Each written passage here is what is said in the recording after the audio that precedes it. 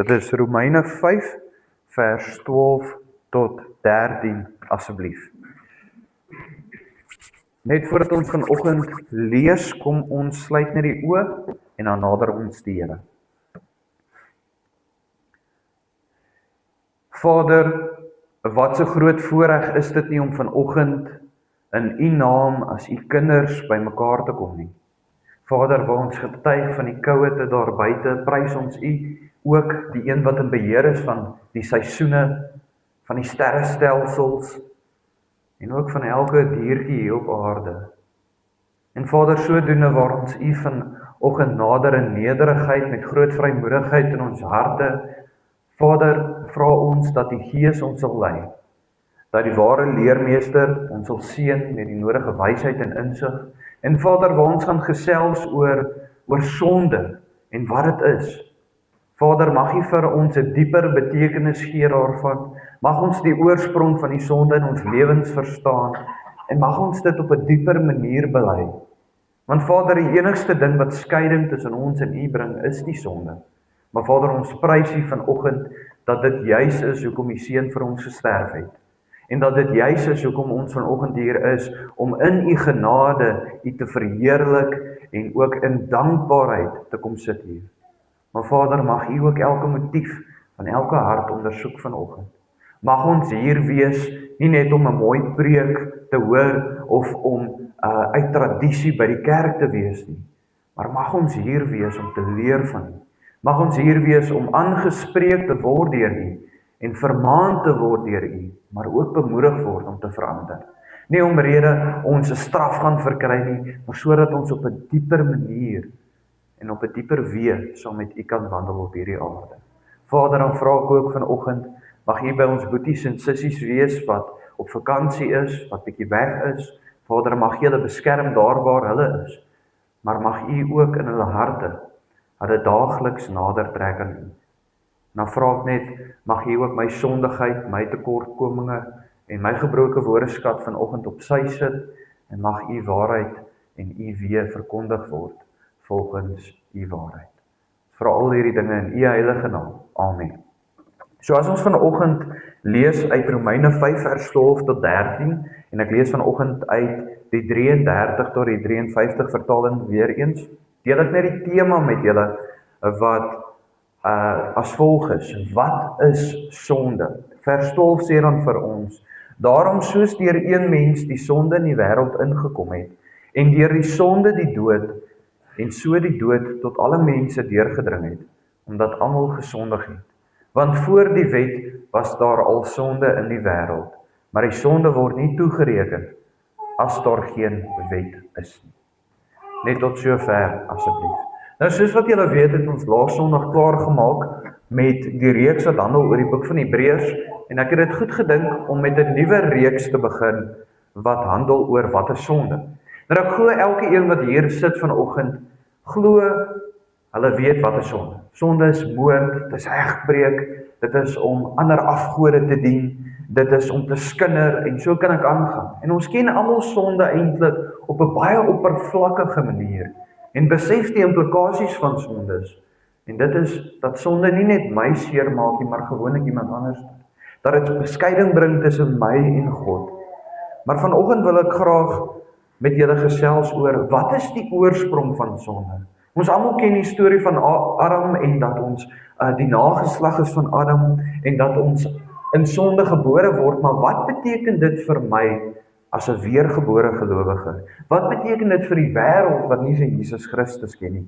En hoe kan ek op 'n dieper manier my sondes bely teenoor die Here? En vanoggend gaan ons kyk na verskillende aspekte daarvan, maar wat vir my belangrik is, vanoggend gaan tel as 'n fondasie en ons gaan elke Sondag van nou af 'n moeilike sonde hanteer. Ons gaan homoseksualiteit hanteer, ons gaan selfmoord hanteer, ons gaan sonde hanteer wat ons miskien nog nooit eers aan gedink het nie. Nie om uit te wys hoe ver ons van die Here af is nie, maar om uit te wys hoe kan ons hierdie dinge in die wêreld teenstaan wat die wêreld sê dit is nie sonde nie. Hoe kan ons hierdie dinge sien en hanteer as ons praat met iemand om hulle nader aan Christus te trek in plaas daarvan om hulle verder van Christus af weg te stoot om net te sê dit is sonde. So as ons dan vanoggend na die woord kyk, sonde. Dink ek in die moderne wêreld word die woord amper al as onwettig gesien. Dit word gesien as sonde om te sê iets is sonde. Ek weet nie of julle dit al agtergekom het. In ons wetgewings is dit so ingeskryf dat jy al amper tronkstraf kan verkry as jy sekere dinge noem as sonde. As jy sê homoseksualiteit is verkeerd. As jy sê dat homoseksualiteit 'n sonde is. En ook sodoende kan ons dan sê dat dit een van die grootste probleme is vir die kerk in die moderne wêreld.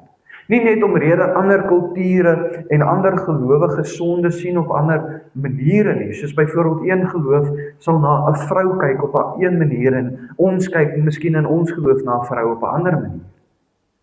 Hulle kyk miskien na steel en egbreek op 'n ander manier en sien miskien nie egbreek as sonde nie, waar ons dit sien as sonde. Maar die groot probleem vandag is dat die wêreld se sienings oor sonde, gelowiges in die kerk se sienings verander oor wat is sonde. Of sonde word oorbeklemtoon, of gewoonlik sonde word afgewater. En mense, een ding wat die woord oor en oor vir ons teen waarsku is, trek die wortels van sonde uit die liggaam van Christus uit, sodat dit nie versprei nie. Ons moet nie verdoeming spreek onder mekaar nie, maar ons moet mekaar vermaan volgens die woord in liefde. Mekaar aan te spreek as ons sonde teekom, want wat gebeur as sonde die kans kry om te groei in 'n kerk? Daar kom skeuring, daar kom verdeeldheid en wat nog? Die kerk word gesien volgens die wêreld as nie 'n ewige, heilige plek van Jesus Christus se liggaam nie. Dit word gesien en bespot deur die wêreld as daar skeuring kom in 'n kerk. En weet julle wat, elke keer as skeuring kom in die kerk, kry nie net gelowiges seer nie, maar jy sê gelowiges of lou gelowiges of ongelowiges wat buite die kerk is, dit is hoekom ek nie kerk toe gaan nie.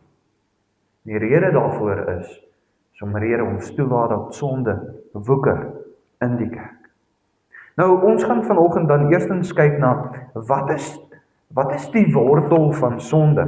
En om dit te beantwoord, gaan ons eerste punt vir vanoggend se preek is verskillende terme vir die woord sonde.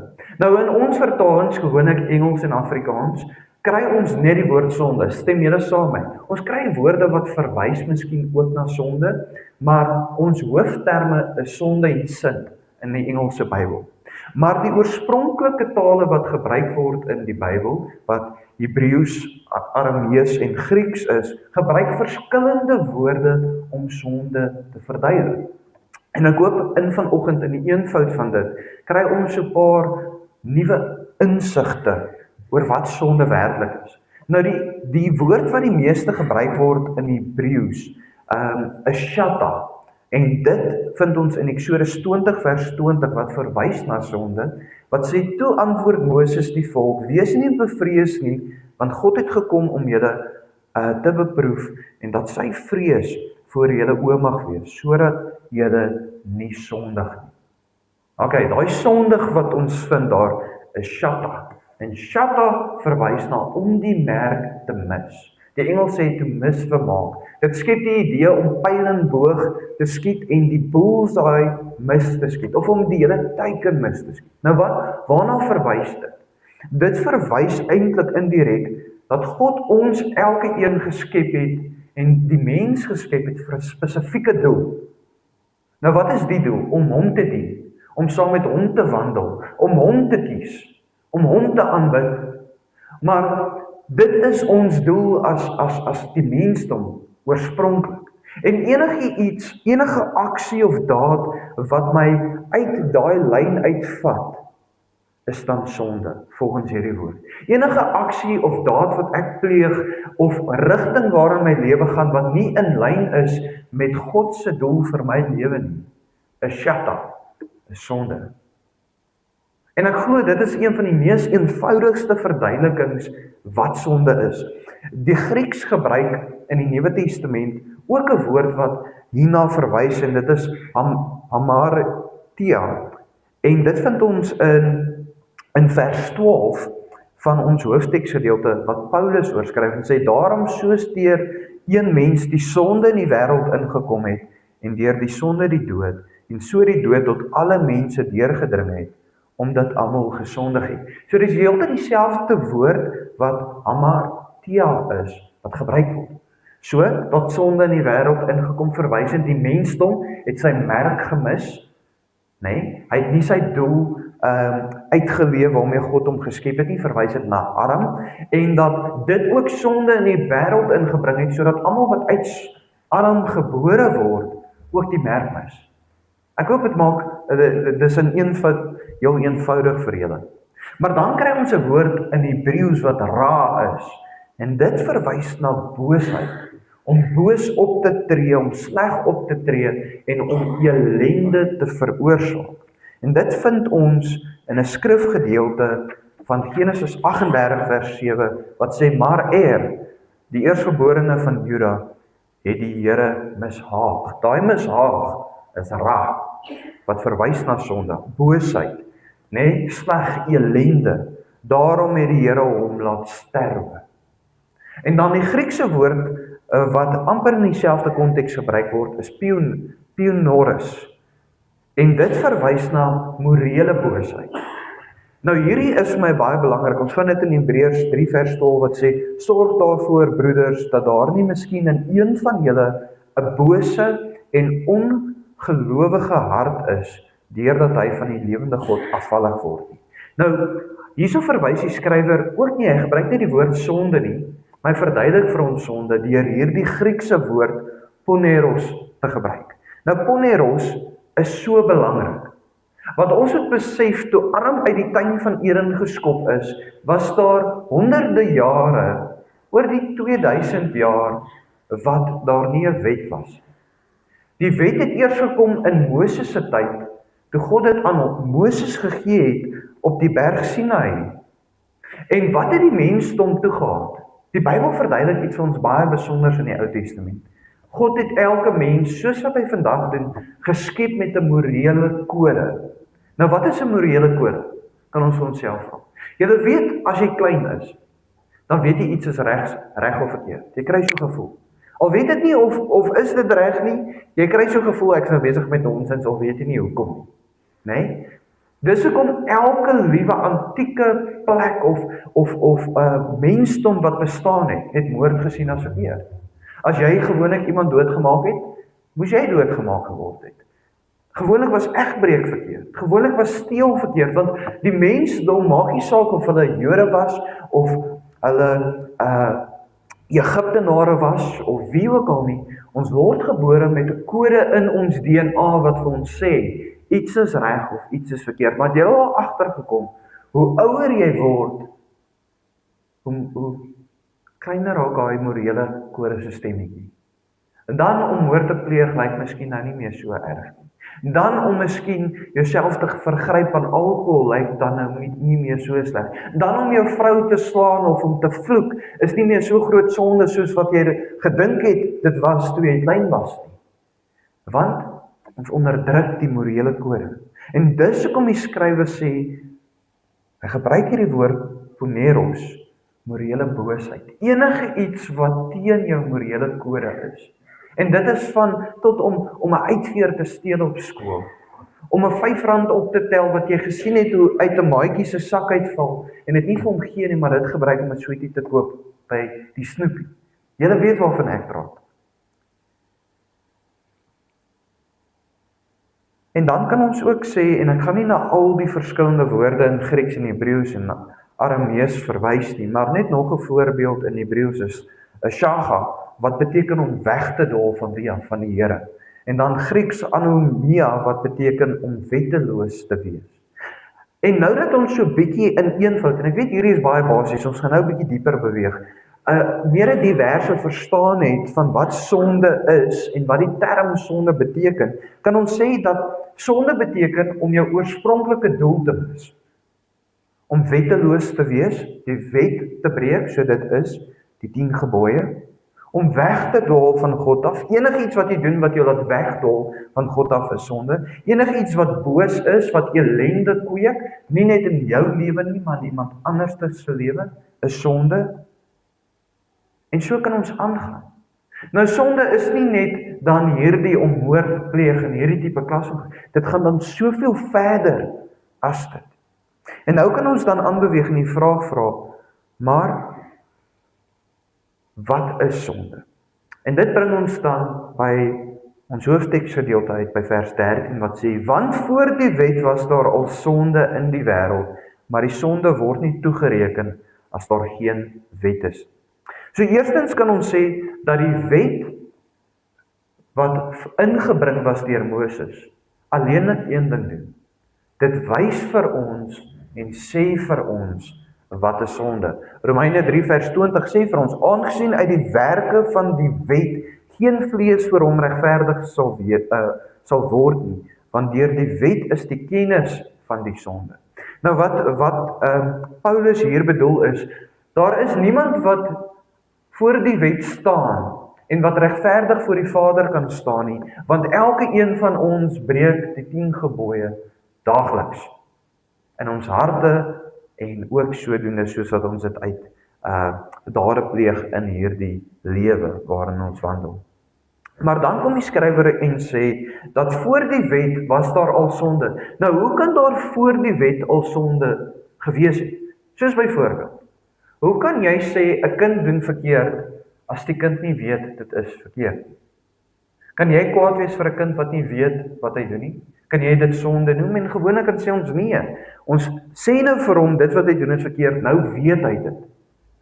Maar die skrywer sê daar was al sonde gewees voordat die wet daar was. Nou wat bedoel Paulus met dit? En Paulus verwys en sê eintlik vir ons weet dat daar was sonde want die uitwerking van die sonde was daar. Nou wat is die uitwerking van die sonde? Wie kan vir my sê, wat is die uitwerking van sonde? Dankie oom Freddy daar agter. As hom voorgesit het om nou op my geskree, dan sou ek sê dis sonde. Dankie oom. So ons kan sien omrede Adam, Eva, hulle kinders en elke een van hulle kinders se nageslag gesterf het tot en met Moses en tot en met vandag, weet ons dat sonde daar was, van die dood was daar. Hoe lank sou Adam geleef het as hy nie sonde gedoen het nie? Wie kan vir my sê? Vir ewig. Hoekom was hy in die tuin van Eden uitgeskop? Want hy het sonde gepleeg, en die woord sê nie vir ons, omrede hy sondig was, mag hy nou nie meer in die tuin wees nie. Die woord sê vir ons, hy was uit die tuin van Eden geskop, sodat hy nie van die boom van die lewe kon eet, en ewig lewe met sy sonde nie. Sy straf was, dat hy nie sou ewig lewe met daai sonde nie. En so is die dood in die wêreld ingebring, want die sonde het in die wêreld ingekom. Maar dan gaan die skrywer aan, en Paulus sê, maar as die wet nie daar is nie, kan die sonde nie toegereken word aan die mens. Nou hierdie is vreemd. Die wet was eers ingebring in Moses se tyd, 2000, of eintlik van Adam tot en met Noag is dit 2000 jaar, en van Noag tot by Moses is dit nog 'n paar 100 jaar, of 1000 jaar. So kom ons sê 3000 jaar. Vir 3000 jaar was die wet nie daar nie. Nou sê Paulus, maar die sonde word nie toegereken aan daai mense nie. Hoe is dit moontlik? Wat bedoel hy met dit? En wat Paulus met hierdie bedoel, en hy gebruik eintlik 'n baie wettiese woord in Grieks, wat verwys na toegereken.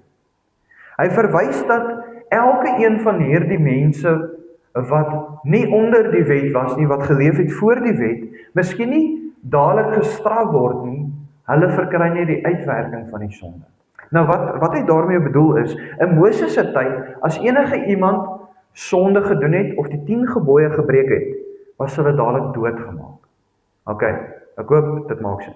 As jy die 10 gebooie gebreek het, het hulle jou buite die kamp gevat, buite die tempel gevat, buite die stad gevat, en jou doodgestenig, byvoorbeeld. So hulle het dadelik 'n straf verkry vir hulle sonde. Maar omrede die wet nie eintlik al gegee was aan die mensdom voor dit nie, het hulle net die uitwerking van die sonde verkry. Hulle was, as hulle moord gepleeg het, nie dadelik doodgemaak nie.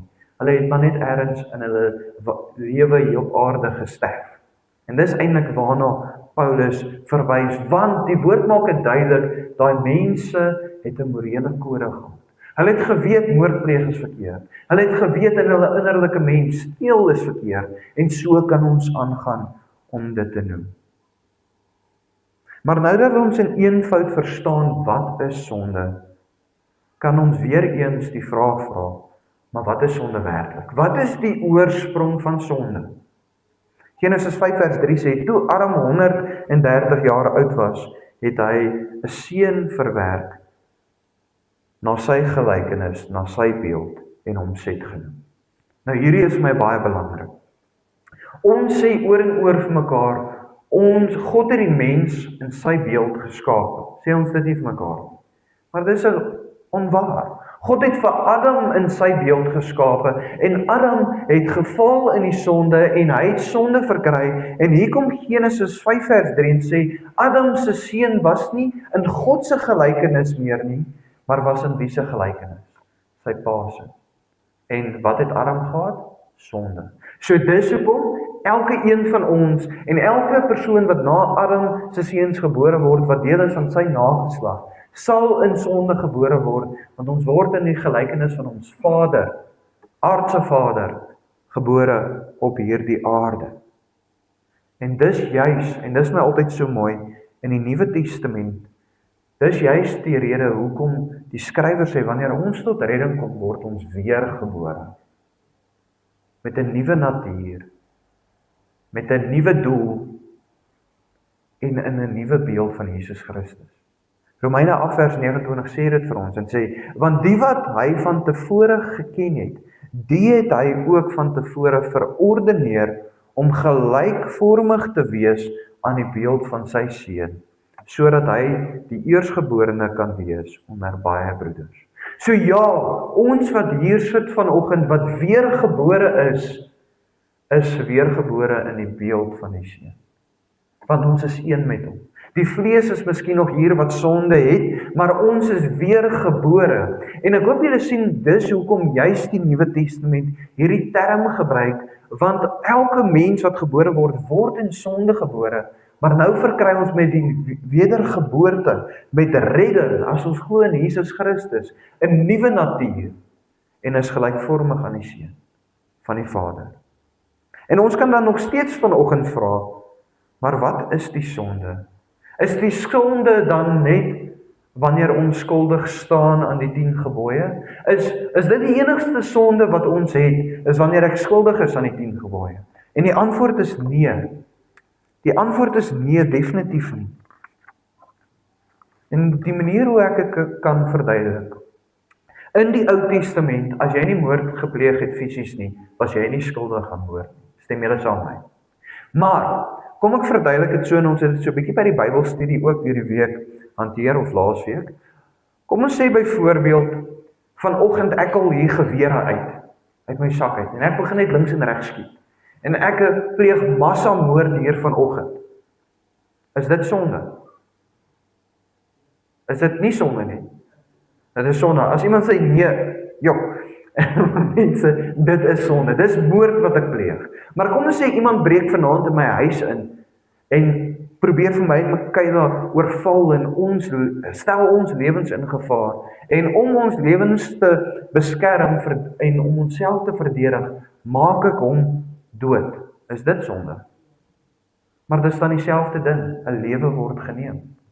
Hoekom is die een sonde en die ander een nie sonde nie? Is dit sonde as ek in die hospitaal opgeneem word vir 'n operasie en na die operasie gee die dokter vir my morfine vir die pyn? Is dit sonde? So morfine is pyn, goeters. Is dit sonde om pynpille te drink as jy seer het? Nee. Maar is dit sonde as ek daai morfine by die huis drink om bietjie te ontsnap en te ontspan? Dit is sonde. So dis weer eens dieselfde ding wat gebeur, die konteks is net anders. Nee? Kom ons sê, is dit sonde as ek voordat ek getroud is, seksueel verkeer met 'n persoon? Is dit 'n sonde? Ja. Maar is dit 'n sonde as ek in die huwelik met my vrou seksueel verkeer? Is dit 'n sonde? Nee. Dit is dieselfde daad, verskillende kontekste. So sien julle waarvan ek praat. Waarna verwys hierdie eenvoudige waarhede? Waarna vat dit ons? Dit wys vir ons dat die daad nie die sonde is nie, maar net die uitvloeisel van die sonde, maar dat die motief agter die daad die sonde is. En van waar af kom die motief? Uit die hart uit. Matteus 7 vers 21 tot 23 sê vir ons, want van binne uit die hart van die mens kom die slegte gedagtes, egbreek, hoerery, moord, diewery, hebsug, boosheid, bedrog, losbandigheid, afguns, lastering, hoogmoed, dwaasheid. Al hierdie booshede kom van binne uit en maak die mens onrein. Weet julle hoe dink ons aan sonde? Wanneer ek sonde pleeg, daai daad maak my van buite af vuil binnekant toe. Stem julle saam met my? Maar die woord sê nie, die sonde maak ons van binnekant af buitentoe vuil. Want wat is die oorsprong van alle dinge volgens die woord? Waar is die oorsprong van alle dinge? Die hart. Die woord sê vir ons dat die hart is die oorsprong van alle lewe. En sodoende is sonde eintlik die motief agter elke daad. En dit bring ons dan by 'n baie belangrike punt. Mense vir die wat, en ek dink daar is baie mense wat so dink. Mense, nie een van ons voor redding kon 'n goeie daad gedoen het nie. Nie een van ons voor redding was 'n goeie mens nie. Ek weet jy kan dink, ek was nie 'n slegte ou nie, ek het nie moord gepleeg, ek het nooit gesteel nie. Ek het my huiswerk gedoen toe ek klein was en ek het by die werk nog altyd eerbaar opgetree. Ek kom nog altyd voor redding ook kerk toe en gee geld of wat ook al. Mense, daar is nie een goeie daad wat jy kon gepleeg het of gedoen het voor redding nie. Want 99% van alle motiewe in ons harte is sondig. Al doen jy 'n goeie daad. Wat was die motief agter dit? Miskien dat die wêreld sien hoe goed is hy. Miskien was dit uit 'n selfsug uit of uit om jouself op te bou. En hoor wat sê Paulus vir ons, en hier is my belangrik, want as jy nie hierdie besef nie, sal jy altyd jou eie redding afwater. Want dink gou, kom ons sê 'n ou soos Paulus. Paulus het moord gepleeg, hy het Christene uitgemoor by die duisendes.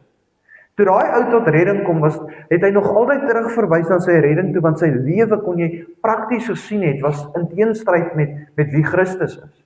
So hy besef sy redding, maar iemand wat nie dit gedoen het nie, gewoonlik water sy eie redding af, want ek was nie so sleg. Ek eintlik goeie dinge gedoen. Maar hoor wat sê Paulus in Romeine 3 vers 10 tot 12.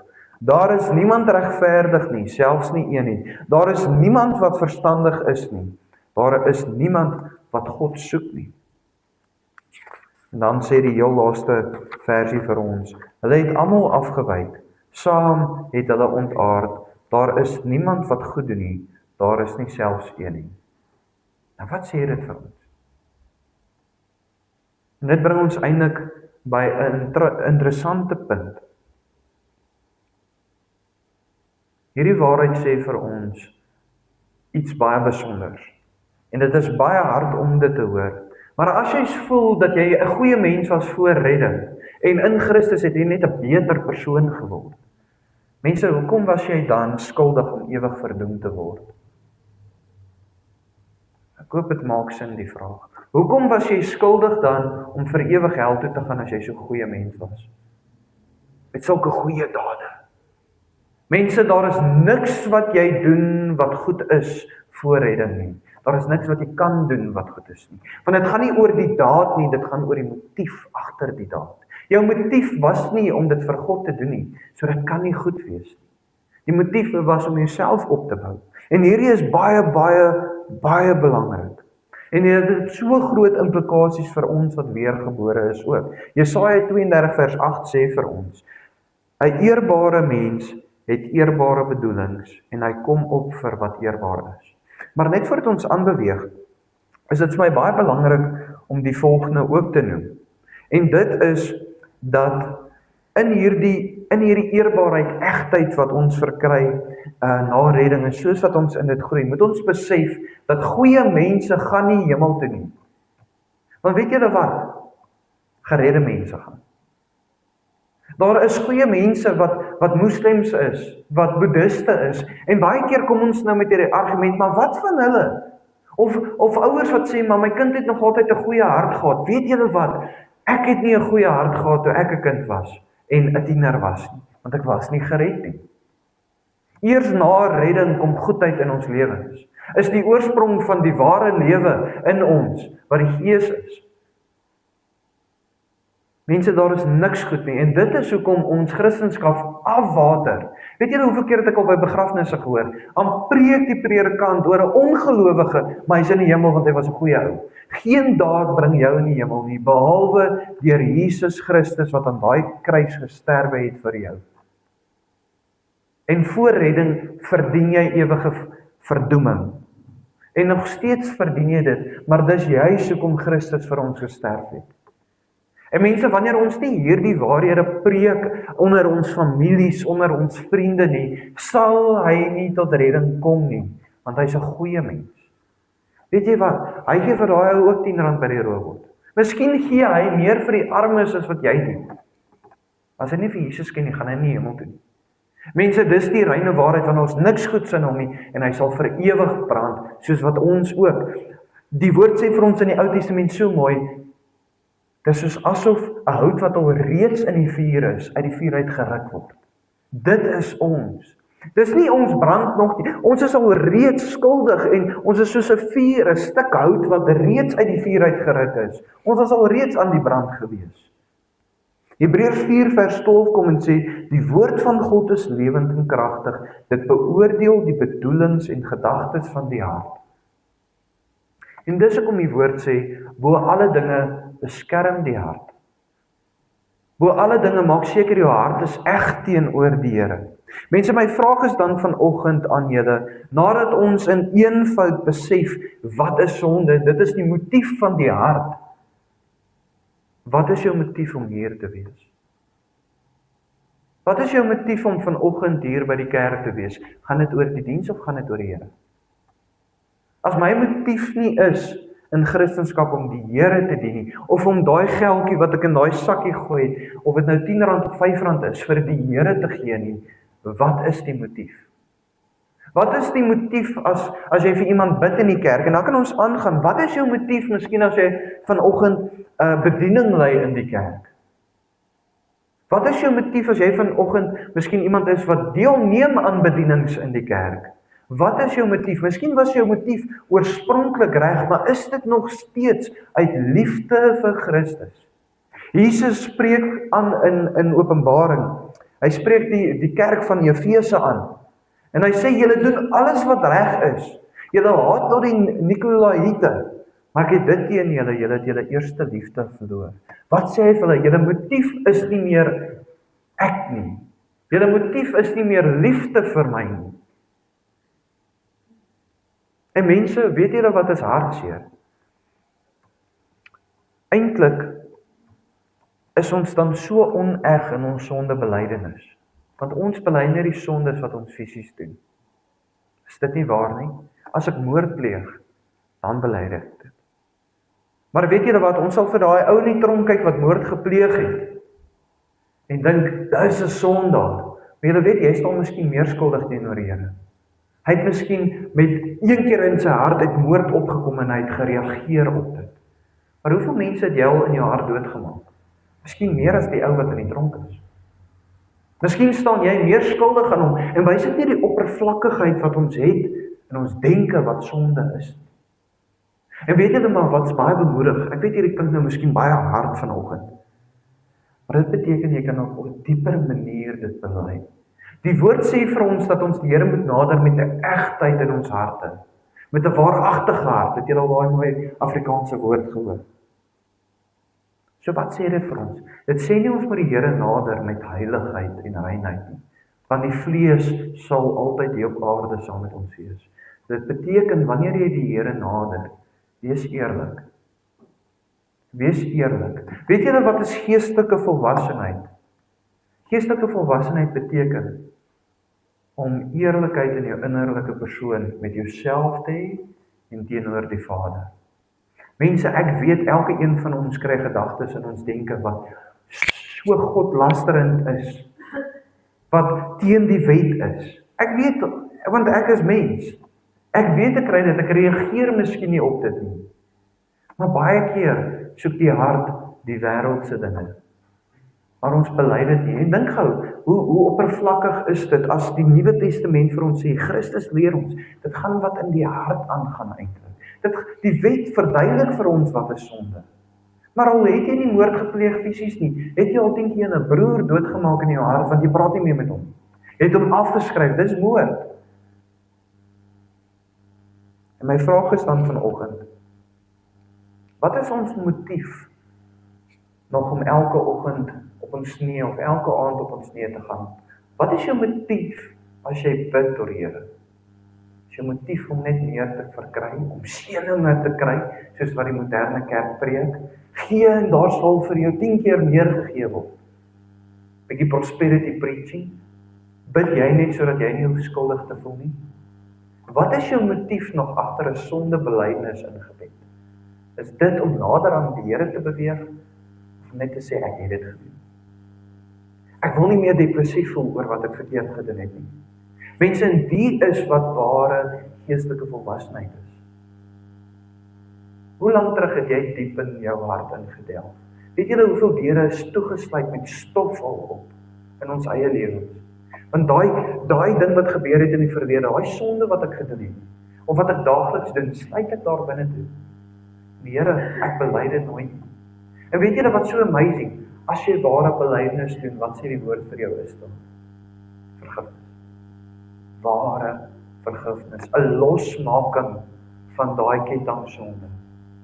En weet julle wat, ons tree op as kinders en sê, ek wil dit nie na die Here toe vat nie, want ek is skaam daaroor. Ek is so skaam daaroor, dat ek dit nie eens wil erken aan myself nie. Ek het al sonde in my lewe gehad, wat ek nie oor my lippe wil spreek, as ek met die Here praat. Ek bid eerder swaggies binne al.